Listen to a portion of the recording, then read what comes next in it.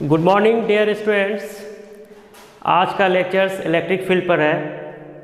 जैसे Coulomb's law के बारे में आपको बताए थे, जिसमें बताया गया था इलेक्ट्रोस्टैटिक्स फोर्स के बारे में, उसी तरह से फैराडे ने अपना लॉ दिया, अपना एक्सप्लेनेशन दिया अबाउट द चार्ज, कि चार्ज एक ऐसा वैल्यू होता है किसी भी बॉडी का जो अपने चारों तरफ एक फील्ड जनरेट करता है। एक ऐसा फील्ड जिस फील्ड के अंडर में किसी भी चार्ज बॉडी को रखा जाएगा, वहाँ पर इलेक्ट्रोस्टैटिक्स फोर्स जो होता है वर्किंग मोड में होता है। मतलब कहने का ये मतलब है कि कोई भी चार्ज के बॉडी में जो फोर्स ऑफ इंट्रैक्शन जो होता है दो चार्ज के बीच में, या अट्रैक्शन या रिपल्सन, वो डिपेंड करता है उसके साइज पर, उसके डिस्टेंस पर। कोई भी डिस्टेंस के लिए इलेक्ट्रोस्टैटिक्स फोर्स वर्किंग नहीं होता है। उसके लिए एक डिस्टेंस होता है जहाँ पर फील्ड होता है, मतलब एक चार्ज की वजह से जो फील्ड जनरेट होता है उसके चारों तरफ, उस फील्ड के अंदर में किसी चार्ज को जब रखा जाएगा तभी जाकर इलेक्ट्रोस्टैटिक्स फोर्स जो होता है वर्किंग मोड में होता है। तो आइए समझते हैं इलेक्ट्रिक फील्ड के बारे में। इलेक्ट्रिक फील्ड होता क्या है।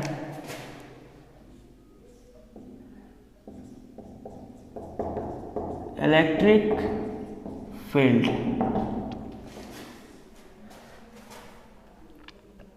explanation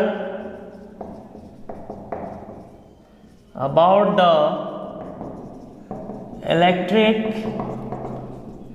field is given by Faraday. Faraday ने इसके बारे में बताया था, ठीक है। उसने ये बताया कि कोई भी चार्ज बॉडी जो होता है इसके चारों तरफ एक फील्ड जनरेट होता है। मतलब कोई भी चार्ज बॉडी है तो इसके चारों तरफ एक फील्ड जनरेट होता है। एक ऐसा फील्ड जिसमें कोई भी दूसरा चार्ज बॉडी को लाया जाएगा तो वहाँ पर इस दोनों चार्ज के बीच में फोर्स ऑफ इंट्रैक्शन जनरेट होता है। मतलब ये एक चार्ज बॉडी है, इसके बीच में कोई भी टेस्ट चार्ज को लाया जाएगा, कोई भी चार्ज को लाया जाएगा तो यहाँ पर इलेक्ट्रोस्टैटिक्स फोर्स जो होगा वर्किंग मोड में होगा, मगर उसका स्ट्रेंथ जो होना चाहिए इससे कम होना चाहिए। मतलब उसका स्ट्रेंथ काफ़ी कम होना चाहिए। मान लीजिए टेस्ट चार्ज है, क्योंकि इसका स्ट्रेंथ ज़्यादा होगा तो फिर एक दूसरे से ये क्या करेगा, कोलाइड कर जाएगा। इसलिए यहाँ पर स्ट्रेंथ कम लिया जाता है। मतलब इस फील्ड के अंदर में कोई भी चार्ज को अगर लाया जाएगा तो इस चार्ज पर इलेक्ट्रोस्टैटिक्स फोर्स होता है वर्किंग मोड में होता है। अगर सेम चार्ज है तो रिपल्सन होगा, अपोजिट चार्ज है तो अट्रैक्शन होगा, ठीक है। मतलब कह सकते हैं कि electric field is a region around the given charge due to this force of attraction और force of repulsion between the given two charges are in working mode। मतलब इलेक्ट्रिक फील्ड एक ऐसा फील्ड है जहाँ पर कोई भी चार्ज को लाया जाएगा वहाँ पे इलेक्ट्रोस्टैटिक्स फोर्स होगा वर्किंग मोड में होगा, और वो अट्रैक्टिव भी हो सकता है, रिपल्सिव भी हो सकता है। सेम चार्ज है तो रिपल्सिव होगा, अपोजिट चार्ज होगा तो आपका अट्रैक्टिव होगा, ठीक है। इसी तरह से आपका है electric field intensity. Electric field intensity को ई वेक्टर से रिप्रेजेंट किया जाता है, क्योंकि इलेक्ट्रिक फील्ड वेक्टर क्वांटिटी होता है, फोर्स भी वेक्टर क्वांटिटी है आपका। अब बात करते हैं इलेक्ट्रिक फील्ड इंटेंसिटी। इंटेंसिटी का मतलब समझते ही हैं कि उसका इफेक्ट और प्रभाव जो होता है, ताकत जो होता है वो कितना है। मतलब इस बॉडी के वजह से, ये चार्ज बॉडी की वजह से इस पॉइंट पर जो फील्ड जनरेट हो रहा है, मतलब जो फोर्स जनरेट हो रहा है पर यूनिट चार्ज, उसका इफेक्ट जो होता है, उसका जो इंटेंसिटी जो होता है उसी को कहते हैं इलेक्ट्रिक फील्ड इंटेंसिटी। मतलब कह सकते हैं a force which is acting on the test charge due to given charge body, या इस तरह से भी कर सकते हैं force per unit charge acting on the given test charge is called electric field intensity। मतलब इलेक्ट्रिक फील्ड इंटेंसिटी जो होगा आपका, electric field intensity equal to electrostatic force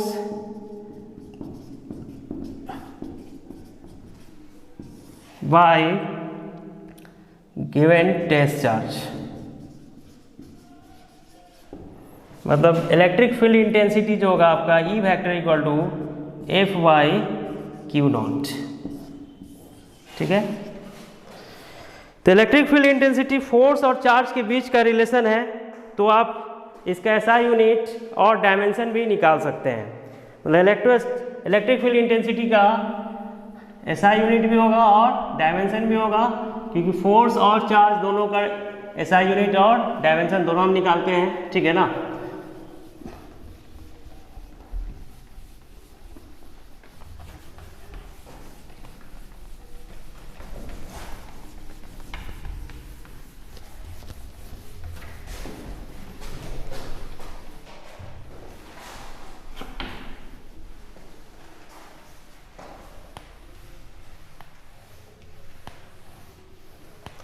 direction of electric field intensity depend करेगा electrostatics force के directions पर। Electrostatics का force का direction जिस तरफ होगा, इलेक्ट्रिक फील्ड इंटेंसिटी का भी डायरेक्शंस उसी तरफ होगा। मतलब फोर्स पर डिपेंड करता है। अगर फोर्स सेम डायरेक्शंस में, अगर चार्ज सेम नेचर्स का है तो वहाँ पर रिपल्सन होगा, और डायरेक्शन जो होगा अवे टू द बॉडी होगा, तो इलेक्ट्रिक फील्ड का भी direction away to the body होगा। Direction of electric field intensity is same to the direction of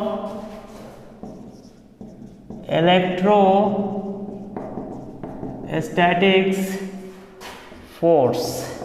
ठीक है, मतलब यहाँ पर ये पॉजिटिव चार्ज है और एक टेस्ट चार्ज यहाँ ले रहे हैं, this is also positive charge.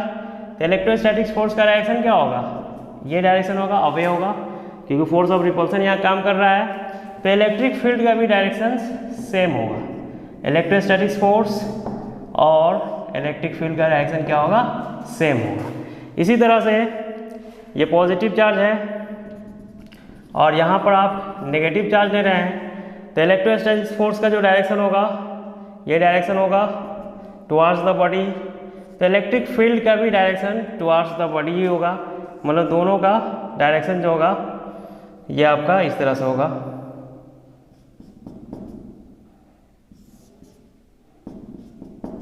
ठीक है,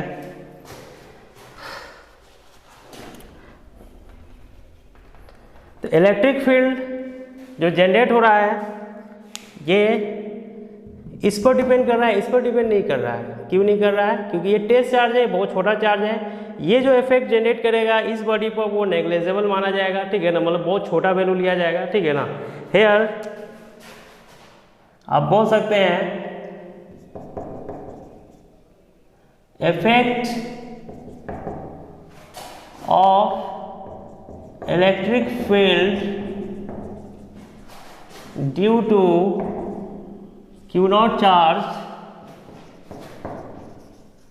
is negligible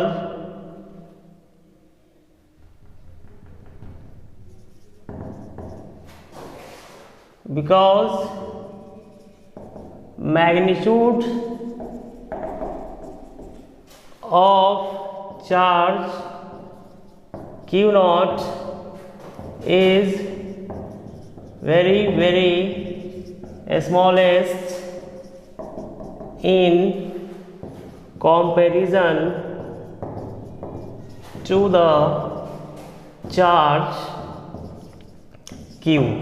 ठीक है, मतलब आप कह सकते हैं कि अगर चार्ज आपका Q जो है इसका वैल्यू बड़ा है और ये Q0 जो है इसका वैल्यू बहुत छोटा है, मतलब स्मॉलेस्ट वैल्यू है, ये बिगेस्ट वैल्यू है, ठीक है, ये r डिस्टेंस पर रखा हुआ है, तो यहाँ पर आपका इलेक्ट्रिक फील्ड इंटेंसिटी जो होगा ये limit Q0 tends to 0 F vector R vector by Q0।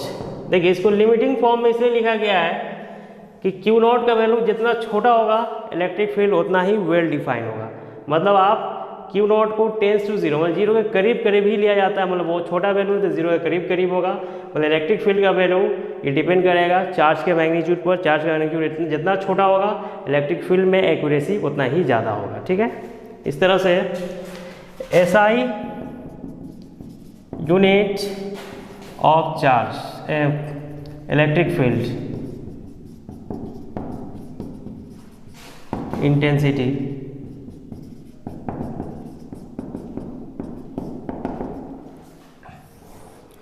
तो इलेक्ट्रिक फील्ड इक्वल टू होता है फोर्स बाई चार्ज। फोर्स का यूनिट आप जानते हैं न्यूटन होता है, चार्ज का कूलम। इसका SI यूनिट जो होगा SI unit of electric field equal to newton per coulomb या न्यूटन पर कूलम, इस तरह से भी लिख सकते हैं। इसका डायमेंशन जब निकालेंगे, डायमेंशन ऑफ ई का जो डायमेंशन होगा इलेक्ट्रिक फील्ड का, तो इलेक्ट्रिक फील्ड डिपेंड करता है फोर्स पर और चार्ज पर। तो फोर्स का डायमेंशन क्या होता है ये आप जानते हैं, mL/t-2। चार्ज का क्या होता है AT। इस तरह से इसको सॉल्व कीजिएगा, ये वैल्यू आ जाएगा mL/t-3A-1। ये बिहार बोर्ड वगैरह या CBSE एग्जाम्स में ऑब्जेक्टिव्स में 1 नंबर्स का जो क्वेश्चन होता है उसमें यूनिट एंड डायमेंशन पूछा जाता है। ठीक है।